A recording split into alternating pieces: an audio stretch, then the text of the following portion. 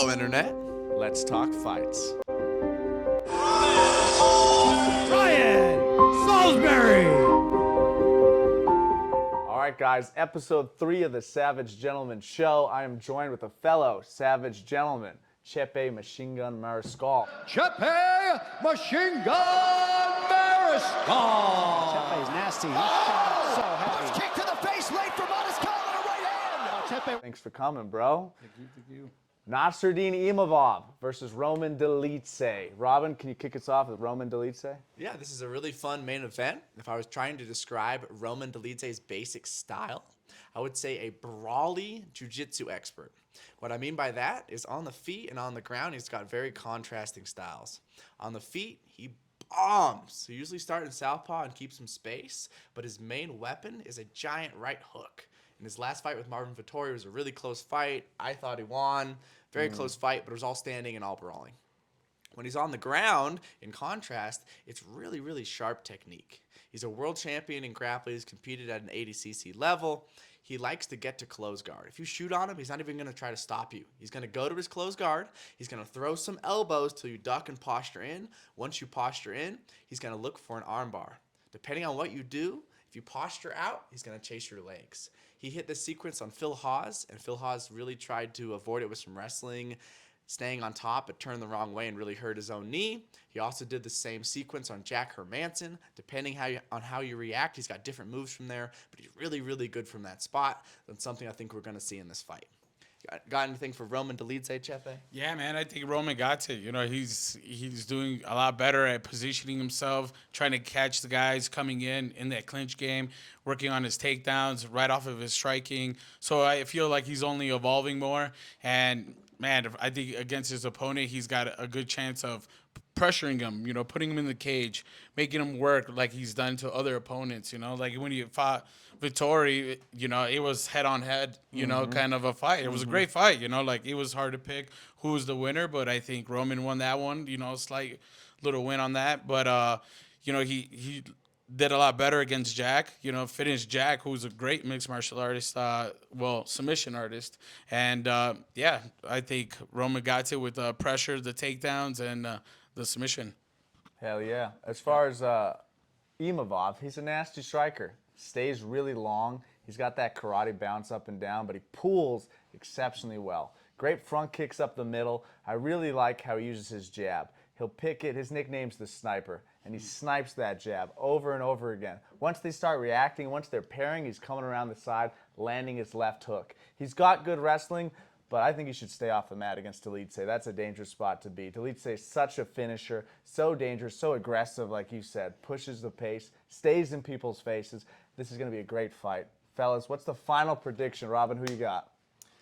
If I was given a final prediction, I like Imavov in this fight as long as he keeps it off the floor. If he stays out of Roman Dolidze's guard, doesn't let him start setting up his traps and keep the fight standing, I think he can do great on the feet. I'd like him by a late TKO or decision. What do you think, Chepe? For sure, I got Roman, man. I got him second round submission or you know, a dominant 3-round decision. Nice. Guys, oh, I don't need that mic. I don't need that mic. This was my It's a tie. It's a close one. It's a great fight all around. I think Imavov's faster. Dolidze probably hits harder. I think Dolidze has better jiu-jitsu. He's more dangerous on the ground. Imavov has a overall more technical striking game. I could see this going either way, but if I had to pick one, I got to side with my twin here. Blood. Imavov. Decision. Thanks for watching, guys. On to the co-main event. Co-main event of the evening. We got Drew Dober versus Renato Moicano. Chepe, what do you got for Drew Dober? I know you're familiar with this guy. Yeah, man, he's a great training partner, a great southpaw. I feel like he's going to do some damage with that southpaw. You know, he could work on those body kicks, right overhands. Well, left overhand, should I say, because he's southpaw, obviously. But, yeah, man, I think he's going to do some work with Renato. Renato's been knocked out before, so it's I see Drew, you know, try to stay tight in the game, throw those overhands, those kicks. You know, he keeps it nasty. You know, he finishes fights, makes it exciting. You know, just can't wait. Hell Good yeah. one. Hell yeah. I do you got think for Dober, Ryan? Drew Dober is built like a Lego man. Everything is the same size. It's all proportional. I mean, his calf is the same size as his thigh. His bicep is the same size as his thigh. He's just Dude, a he brick reminds me shithouse, of dude. a Flintstone. Flintstone, yeah, caveman. That guy, yeah. And he he's for kind of, sure. I mean, he fights like he's gonna throw some bones. He Yeah, dude. finishes He people. He could take heat and give it, dude, for sure. Crazy chin, top 10 chin of all time, probably. I remember back in the day he fought Tony Sims. You remember that fight? Dude, he got They beat the dropped. fuck out of each dude. other. Yeah, dude. It was Sims a ended great up fight. fighting in the UFC, but that was a barn burner. If you've never seen that fight, do yourself a favor. Before the UFC, Drew Dober and Tony Sims, both UFC vets, scrapping it out in Colorado. UFC Colorado legends. But for this fight, I think Dober, I think he can really hurt Moicano. Moicano's better at pulling than he used to, but if he sits flat-footed at all, if Dober starts finding his slips and rips, splitting the guard, Dober's going to put a hurting on him. He's really going to rock him. But Moicano's tough in his own right. Rob, what you got for Mr. Moicano? Money Moicano. If I was giving a basic breakdown for Moicano, it would be club and sub. What do I mean by that? He's a good striker, but if you look at his record, he's got 0 knockouts. There's a reason for that. He probably could get him, but what he wants to do is hurt you and then jump on your back and choke you. Every single one of his submissions, if I'm correct, every single one of his submissions in the UFC for sure is a rear naked choke. That is his money move. He starts with good straight punches. Everything's really crisp, really tight. When he's ready, he's going to throw his right hand like a baseball bat pitch. He gets a little wild with it, but he's got power on it. And what he wants to do is hurt you and jump on your back and choke you. One of the worries I have for him in this fight is we've seen him struggle with southpaws before. He just fought the somewhat aging gracefully, but aging Rafael dos Anjos, who's a southpaw, and he took a lot of damage in that fight. Yeah, he did. Now, he looked really good his last fight with Brad Riddell, who had a great fight with Dober. He hurt him and he choked him, which is what he likes to do. But I think the southpaw Drew Dober is going to give him a lot of trouble. If we have an official prediction for this fight, what would you say, Chepe? Man, I got Drew Dober. I think any round with a knockout, dude. Always dangerous. Yeah, I'm going to have to go with Drew Dober as well. I think he gets a performance bonus. He gets Moicano out of there before the end of the fight. Guys, I think we're a little bit biased, but we all got our boy Drew Dober. Co-main, next fight. Boom.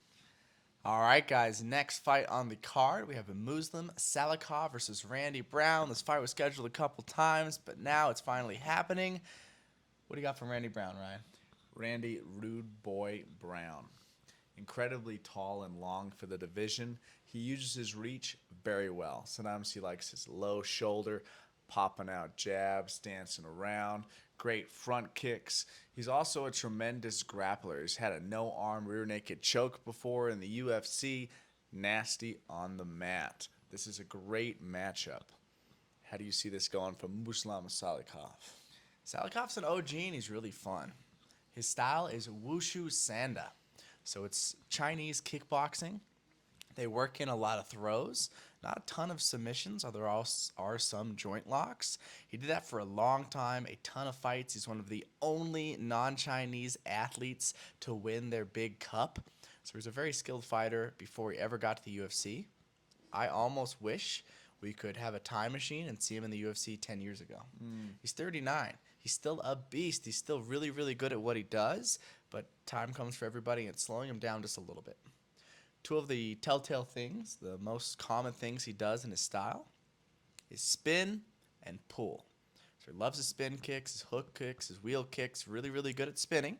And then he's really good at controlling distance. He's not really going to jab a ton, but he's always ready to pull out of range and then come back into it.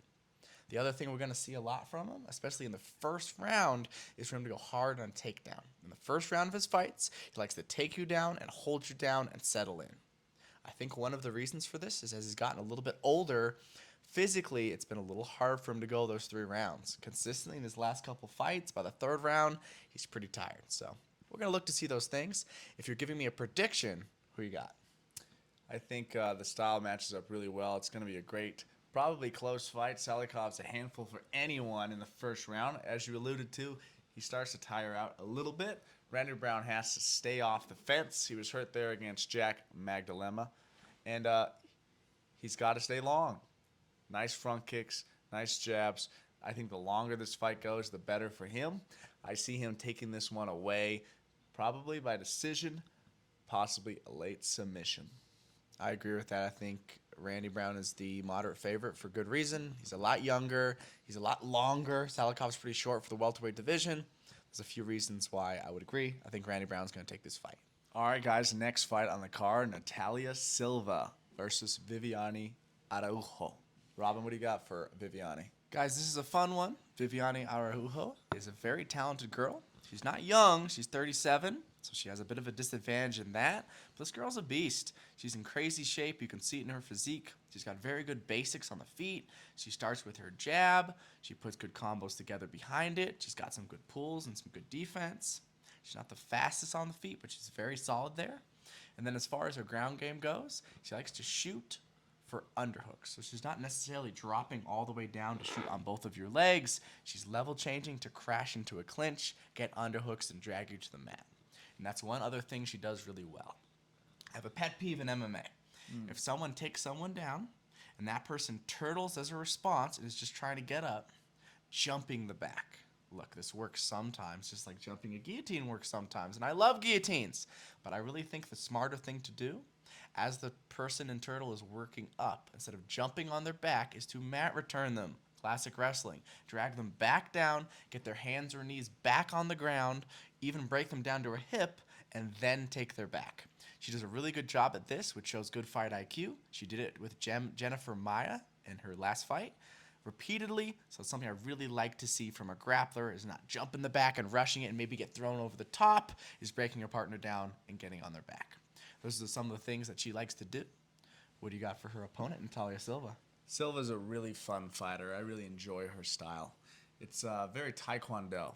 Bounces on the outside, hands really low. Pros and cons of the style: your defense largely is your distance control. If you can keep yourself ready to pull far away from your opponent, they press in, you bounce back, and your speed. It's hard to see what's coming with your hands low. She does an awesome job, even leading with her rear hand to land, popping up lead leg head kicks with no switch. Takes a lot of dexterity. She's got a great pop. She keeps a great pace for 3 rounds and is really, really elusive and hard to hit. I'm really looking forward to this matchup. If you had to give a prediction, who takes it and why? I'm a fan of both of these ladies. I think they're both phenomenal martial artists. But if I'm giving an edge, I think it's Natalia Silva. She's younger, she's faster, she's more dangerous on the feet. The strike stats for both of these, Viviane Araujo overall gets hit a little bit more than she hits people. The differential isn't very good. And Natalia Silva has a huge advantage in the differential. She hits people way more than she gets hit. It's good signs leaning towards her. As long as she can stay off the bottom, I think she takes this fight. What do you think? Gotta defend the wrestling. Her style, her footwork, it's hard to get to. Araujo's got to try to crash in and really, really tie her up, and she's going to have a hard time doing that. Natalia Silva has a 92% takedown defense. We're going to see that in this fight. She's tremendously explosive, super fast. I think she's going to give Araujo fits on the outside, and I think she takes this one by decision. I think she gets it done. Good chance. All right, guys, the next fight, we have Ali Askab Kizriev, if I'm saying that right, and Mahmoud Muradov in a really fun fight. What do you see for Mr. Kizriev? Kizriev, undefeated Russian. This kid is a phenom. He throws really great, snappy kicks from the outside, oftentimes naked, which just means by themselves. Gets there really well with his head kicks. But his bread and butter is that great shot. He'll shoot in nice and low and spin to the back as they start to sprawl. He finishes all kinds of body locks, single legs, double legs. His bread and butter is hopping on that back and sinking in a choke. He's very, very quick with this technique and catches people by surprise. One of the rules in jiu-jitsu is position before submission, but there are exceptions to the rules, especially once you know them, you can break them. Kizriev will get there so quick on a back and already have a choke sunk, and the fight's almost done already. This kid is nasty, and there's a reason why he's a small favorite coming into this matchup against a UFC veteran. What do you have for Muradov? Mahmoud Muradov is a really fun fighter. He's a finisher. This guy's very, very tall, good kickboxing. He has a lot of knockouts. Some of the things you're going to see in his style that are a bit unusual with this context I'm about to give you is he's kind of wild. As far as I know, if my research is right, he's the only fighter signed by Floyd Mayweather's management team who is in MMA. He's Floyd Mayweather's only guy in MMA. Somehow they got connected. They're buddies, and Mayweather's backing him. And he says Mayweather's his inspiration. I don't really see it in his style. I'm not saying I don't like his style. I just don't see it. It's a lot of wild swings. It's a lot of commitment. It's a lot of chasing the knockout. And it works a lot of the time. It's just not very Mayweather. So I really like his striking. It gets a little wild, but he gets a lot of finishes with it. The other thing we're going to see is he's really tall for the weight class. Sometimes that can kind of work against him. Although he's very athletic, sometimes he'll rely on it. Big explosions to get off his back, big explosions to take people down or stop takedowns. Sometimes he can kind of get ragdolled out of position and get taken down himself. On the ground when he's on top, he kind of have two modes. He's either trying to hold you down and kind of catch his breath and settle things in, getting double underhooks from closed guard, which is kind of unusual. Normally the rule is no hands on the mat, but like you said with jiu-jitsu, if you know the rules, you can break the rules. That's one of the spots he likes to have is settle in, get underhooks. And if he's not trying to hold you down, he's trying to knock your head off. He goes giant ground and pound, big hammer fist, a little bit wild, but really chases it. One of the things that's concerning for me in this match is that he just fought very recently Gerald Meerschaert. He was winning the fight. Some kind of sloppy grappling exchanges happened, one of which where Gerald basically just had to slide past him and get around behind him, and he fell to his knees, took his back, and choked him. And that's his opponent's number one thing, taking your back and choking you, especially off of his angle-taking takedowns. He's really good at shooting that single or that double and cutting an angle and cutting behind you, so very concerning for me in this fight. As far as the prediction, although we both may already know a little bit, what do you think? Muradov's got that nasty right hand. He's got a lot of power in it. He's going to have a hard time hitting Khizriev. Khizriev keeps a really tight guard. Sometimes he will run a little too far back and almost hit the cage wall. I wish he'd angle off just a little bit more, but he does keep his hands nice and tight. I think Khizriev weathers potentially an early storm or a couple flurries, gets in on the takedown, and I think this goes second round. Khizriev eventually, once Muradov slows down, he's not quite as explosive, gets the rear naked choke that he's looking for. I agree with that. It's a good take. He's undefeated. He's very confident. He's on a hot streak. He's not losing. Not this night. Let's go Khizriev. All right, ladies and gentlemen, moving right along. Charles Radke versus Gilbert Urbina. Guys, Charles Radke, if I was going to give you a description of his style, is a big Cody Garbrandt. I don't know if you remember Cody Garbrandt's initial rise in the UFC, but he came out as a hotshot with really good hooks, knocking everybody out. Radke hasn't got his knockout in the UFC yet, but he's going to get him. His basic style is hands high, good shell, really good head movement, and then finding those hooks, particularly his lead left hook. He's an orthodox fighter. That's his best punch. He doesn't really jab that often. His left hook is his jab. He's going to look to follow you around the ring, slipping, finding the right time to throw that left hook. He finds everybody with it. He hurts everybody with it. He's got clean knockouts with it. That's his number one tool on the feet. Besides that, he does some interesting things in wrestling. Very good takedown defense overall, which I think is going to be really important in this fight. I tried to go back as far as I could in his fight history to find his takedown defense. He fought Austin Hubbard, who's a UFC vet, very good takedowns, stopped his takedowns, stopped all his takedowns in his UFC debut against his opponent, Blood Diamond. He's got good takedown defense. On offense, he likes to shoot a double, but not to get the double. A little bit like Viviane Araujo earlier, he likes to shoot the double to get behind you and get his underhooks. From there, he's looking to put you on the wall, and sometimes he'll do something called a broomstick, which is where he's lacing his leg around his partner's leg, hooking his ankle behind their far knee, and looking to sit and trip them. Renzo Gracie used this later in his career, and it's pretty popular in the UFC right now. It's just a technique he likes to do. Besides that, he's got really good wrist riding and control from there. So those are some of his main tools. How do you see his opponent, Ryan? Gilbert Urbina. Gilbert Urbina, Ultimate Fighter vet. He did pretty good on that show. Ultimately, he did lose. He did get knocked out. He's been good in his UFC run so far. He has a nasty front kick finish over a tough wrestler. And in that fight, he showed a lot of good wrestling early. He will probably look to get in early and often and drag his opponent down, really suffocate them with pace and volume, and try to control where this fight goes and dictate if it's going to be on the feet or standing or on the ground. As far as a prediction, what do you think? You know, Urbina's done really well. I think he's improving quickly as a fighter. He's still young in the game. I don't think he's quite there yet. I don't think he gets this one done. I'm going to lean that way as well. I think their first round's going to be really interesting. Like Ryan touched on, Urbina's very physical that first round. He tends to throw people around the first round. Sometimes he'll slow down a little bit after that. Radke's got really good takedown defense. So that first round's really interesting to me. Is Urbina going to take him down the first round or not? Besides that, Urbina has a much higher output than Radke. He's always throwing something. Radke's more about picking his shots. So is he going to get overwhelmed with the volume, or is he going to hurt him with his more singular shots and make that take over the fight? I don't know which way it's going to go, but Radke's a pretty big underdog, and I think the lines are too wide. I like Radke in this fight. Radke hits harder. And, I mean, we all want to hear another interview. We all want to see what happens if he wins and gets on that mic again. I'm just saying. Might get fined by ESPN Plus, but we're here for it. I want to hear it. His PR rep might be freaking out, but I would love to see it. Let's go Charlie on this one. Charles Radke.